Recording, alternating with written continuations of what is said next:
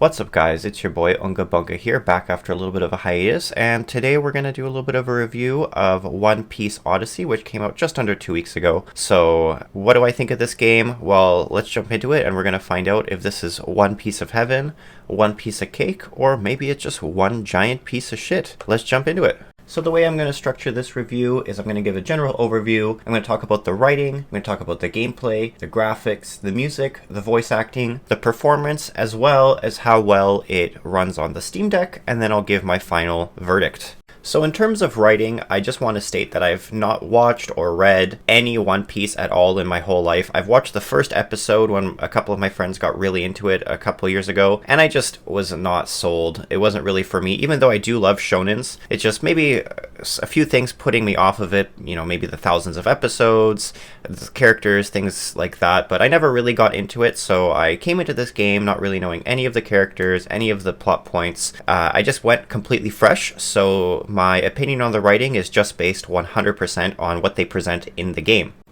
And I don't really want to cause any spoilers or anything like that, so I'm just going to go over the main gist of the plot hook, which is basically the crew, the Straw Hat Pirates, which is what Luffy, the main character's pirate crew, is called. I think it's about 60% into the manga at this point, so I think all the characters have known each other for a while. But they're sailing, they see this one cool island, they go towards it, and they crash land. Their ship wrecked, and they basically have to try and escape. And while they're on this island, they meet a few people, as well as this one little girl that's been stranded there for her whole life. She's afraid of them because of a bad experience with other pirates who killed her one friend, which was a parrot, so now she hates all pirates. She stole all of their powers, because you start the game at around level 45 or so, as you would if the game were to start, you know, way back at the beginning of the story. And you basically go back to level 1, and you have to go through and gain back all your powers, and you do this by getting sent back to different memories, which I presume are story arcs in the show and the manga that you basically relive with a few different twists. And as I mentioned, I didn't know anything prior to going to any of these memories. You do spend the majority of the game in the memories, and then a little bit of time on the island going, you know, dungeon to dungeon, and then after you finish one dungeon, you go back into a memory to relive a few things, get a few powers, then go back, go to the next dungeon. That's the general kind of gameplay and story loop. And as a newcomer, I didn't find the story to be too daunting. The way they presented it was pretty good. I found myself pretty engaged even from the beginning, despite them saying things like, oh, you remember when this happened or remember when that happened. I didn't actually remember any of it because I've never seen it before, so it was all fresh to me. But as the arcs kind of unfolded, I found myself kind of getting invested and enjoying a lot of the characters, and there's lots of funny moments. I've started to learn which characters are which. I really like Sanji because he's really into girls, as am I, and every time he helps a girl or you're looking for him, he's always around girls. I really like that. Overall, I didn't find any of the characters to be overbearing or underbearing, if that's a word. I thought everything was kind of just right. Now, would I compare this to, say, Xenogears or, you know, Final Fantasy IX or something with a super deep, complex story where all the characters are having an existential crisis? No, not really. Most of the motivations in this game are, oh, my friend needs help, I gotta help my friends. Oh, I'm gonna unleash all my passion to help my best friend. That's kind of the story hook. That's what you're kind of getting. So if you're looking for Xenogears, a biblical retelling or something like that, hard pass on that. But if you're just happy with a basic story that kind of takes you from point A to point B, power of friendship, that kind of thing, then I think you'll be pretty happy with that. And I will just make one little final point about the story. It was kind of advertised as a completely whole new adventure, which it technically is, as I don't think this does happen in the manga at all, but the majority of the game's story is having you travel back into these memories, and although they are retellings with twists, so it doesn't happen exactly the way it did, and all the characters are aware that they're in the past, it is a retelling, and you have basically 4 arcs that are retold, and only a small percentage of the game is being played in this new island. So just keep that in mind. Gameplay-wise, we can break this down into 2 main components, the exploration and the world stuff, as well as the combat. So exploration-wise, this is a typical JRPG where you run around the open world, talk to NPCs, there's random little items scattered, random little puzzles here and there, but overall, just pretty standard in a good way. I do find that the world is not as dead as, say, Tales of Arise, so although there are a lot of static NPCs that don't move too much, they do have a good variety of people moving around. They have little critters running around. If you walk over something, sometimes little bugs and stuff will run around. If you walk down the streets, sure, there are some NPCs that kind of just stand there and talk, but there are NPCs that just walk around and you can still interact with them. Most of the NPCs have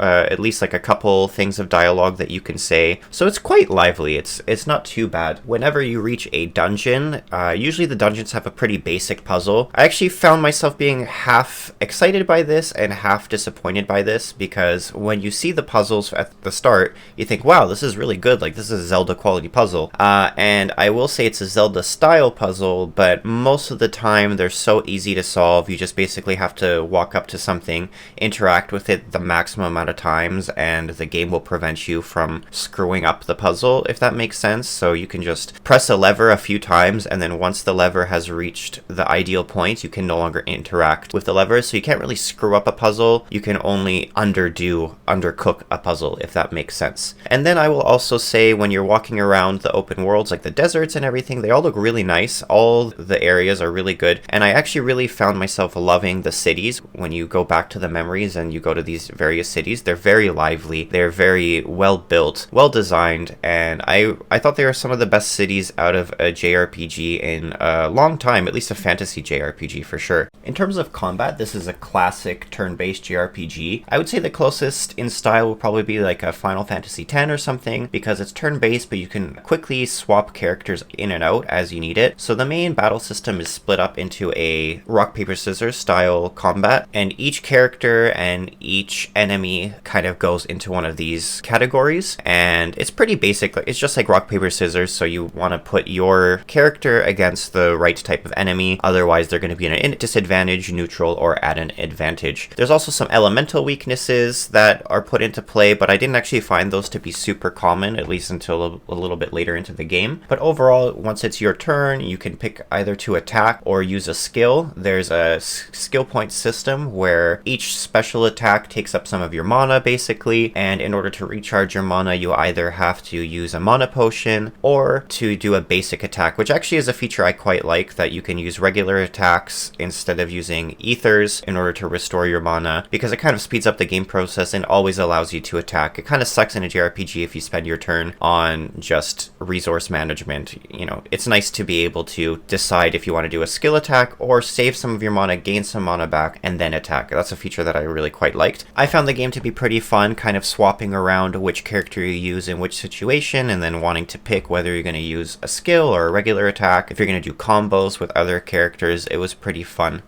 Now, I do have to touch on the game's difficulty, because it seems to be a pretty common gripe if you Google the game or go on Reddit or something, that the game is just way too easy. And I will say at the very start, it is super easy. You gain levels so fast. But if you're the type of JRPG player like I am, meaning you like to avoid most random encounters, which enemies do roam around the map, so you can avoid most enemies really easily. But you can also run from battles. And if you play like me, then you won't find the game to be overly easy. It'll be just right, especially having just played, something like Chained Echoes, which I found every single battle to be a grind. It's nice to have a game that's just a little bit more chill. And if you do avoid most of the random encounters, then once you get to some of the storied encounters, the boss battles, stuff like that, then they become a little bit more spongy. I actually did find that 2 times there's a special battle that you do with Usopp, where it's a 1v1, and I actually died 2 or 3 times with him, so I had to actually completely respec all his items before I was able to win. So it's not completely brain dead like some people say. Now, I have read online, some people said that, at chapter 2 they were already like level 20 or level 30. Then yeah, it's gonna be way too easy. I didn't get to level 20 until, a couple chapters into the game. So for me, it was just right. Chef's kiss, I would say, in terms of difficulty. This isn't like, for example, Final Fantasy VI or any Final Fantasy where you're just getting tons of battles, grinding a ton, doing all the grinds just to level up, get new skills, all that kind of stuff. If you need to grind, you can, and you can level up really fast, but otherwise I just recommend skipping encounters and just having some fun. Now, one thing that this game has a ton of, which I absolutely love, but lots of people don't like, I consider those people to be called cranky pants, and whatever side of the bed that they get out of in the morning, they should block that side and never get out of it again, because it's just terrible for their health. But what this game has in droves is, if you love when your character does a special attack and they yell it, they go, ha, gamu gamu, and then they yell whatever attack, this game has it in droves. I absolutely love it, and I'm about to show you a clip. This is from after beating the first boss. It's a cutscene, but it does give you a gist of how the characters act and what the combat looks like visually. I absolutely love this. It has absolutely everything that I love in an anime or in a JRPG. You know, you get the then you get the one clash, then the other one's clash, and then the main hero breaks through the other clash, yells their new move. And I found this scene to be very special too, because as I mentioned earlier, you lose all of your powers, and then in this final climax with this boss, Luffy remembers one of his special attacks, which is Gamu Gamu Storm, and it's just freaking epic. Please enjoy. This is not super late into the game. This is still in the first like quarter or so, first third, so it's not too big of a spoiler, and it's just amazing. Just watch.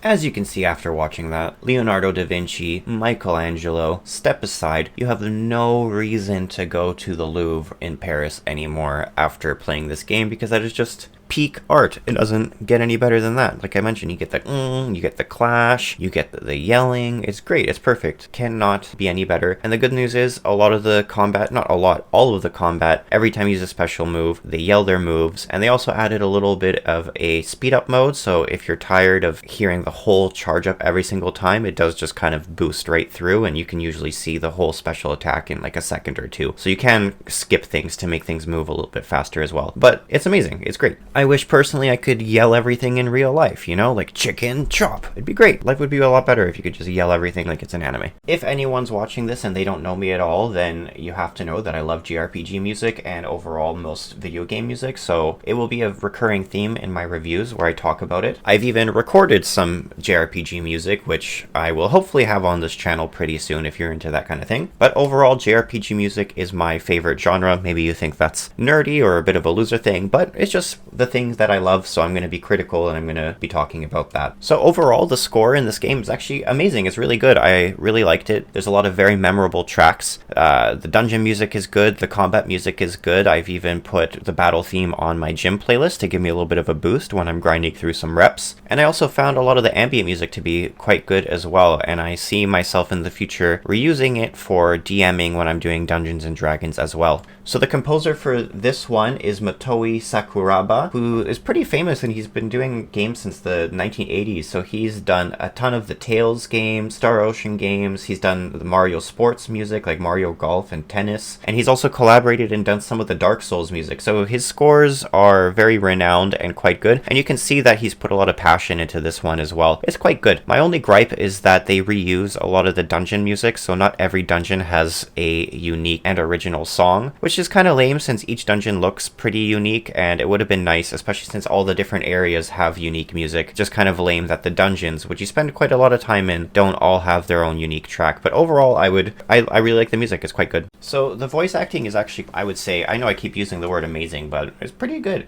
So as far as I know, having not watched any One Piece at all, is that these are all the regular voice actors, and they really put on a real clinic. Most of the story cutscenes and dialogue are fully voiced. Even some of the random interactions are voiced, but there are lots of scenes where they just say a word or two, kind of like make a few sounds, and then you have to read, which in my opinion is fine. You don't need voice acting for every little tidbit. There is no English option, which some people are gonna love, but you know, sometimes if you're eating cereal and you're playing a JRPG, it's hard to read subtitles and eat the cereal at the same time. And then I will also say even random NPCs seem to have put in a ton of passion into their dialogue, and really good. I don't speak Japanese, so I can't actually tell if the acting is good, but it seems very passionate, and I'm sure if you love One Piece or any kind of anime acting, this is going to be definitely up to snuff for you. And like I mentioned earlier, all the characters, even random encounters and bosses, if they have a special move, they will yell it. That is always excellently voiced, which I love. So in terms of performance, I played this game on PC in between my desktop and my Steam Deck, so I will post my PC specs down below, but the game ran flawlessly. It's got very low system requirements. It's basically a PS4 game, so if you have anything over a 1060 or even like a 960, it should run super well. But I was running it at 2K, 60 FPS, no drops or anything like that. There's no frame drops at all. The only issue I found was, it's not even really an issue, but all the cutscenes are rendered at 30 FPS. So sometimes you see kind of a jarring switch from 60 to 30, and I didn't find a way, at least an easy way, to make the cutscenes run at 60. I think they're all pre-rendered, so just keep that in mind. In terms of running on the Steam Deck, when I wrote this review, it was not verified at all whether or not it runs, but I personally can verify that it runs pretty much flawlessly. So if you just boot up the game, it will start it off at max settings, but I did find a few frame drops below 30 or into the 30s as well when doing it at high, so I switched it to medium, and I found that made the game run really well. I locked it at 30, although you could probably lock it at 40 in the Steam settings, but the game itself only allows 30/60 or variable refresh rate, so I just had it locked at 30 on medium settings, and you don't get a single drop at all if you do it that way. It runs really well. It's actually a really good game to have on the go because you can just pause it, although I will say one issue that I found was if you put the game into sleep and you boot it back up later, it will track gameplay time played the entire time your Steam Deck was on sleep. When I was 5 or 6 hours into the game, I played it, I left my Steam Deck overnight, I turned it back on, and it showed me that I had played for 30 hours. Your actual Steam playtime is not affected once you kind of get back onto the network, but your save file will always show 30, 50, 60, 100 hours. So if you are putting it into sleep, the actual performance doesn't change, but it does kind of mess up your playtime if that's important to you. So what is my final verdict? Overall, I really enjoyed this game. That said, I don't know if I will ever go back and replay it, although I did enjoy my playthrough. If you are starving for a new classic turn-based JRPG, I would recommend it, especially if you want a good game for your Steam Deck, as I mentioned earlier. Really good for pick up and play and go. That said, if you can only afford a few brand new games per year, I would wait for this one to go on sale. Bandai Namco games usually drop in price within a year, so if you're willing to wait, I'd recommend that. And the only reason I really say that is because Octopath Traveler 2 comes out in February 24th, which is in a month, so it might not be as good as One Piece, we don't know yet, but the first one was quite good, and all the flaws that people had with the first one, they seem to be addressing. So look forward to my review for that one, and then I can better say whether or not this game is worth picking up now, or maybe that game. I hope you enjoyed this review. I hope you learned whether or not you want to get this game. I'm hoping to get more videos out more and more, so if you like this one, please like, subscribe. It'll help me out and help me pump out more reviews for games, as I obviously have the greatest opinion ever on these types of subjects. I hope you guys have a great rest of your day. Thanks for watching, and happy gaming!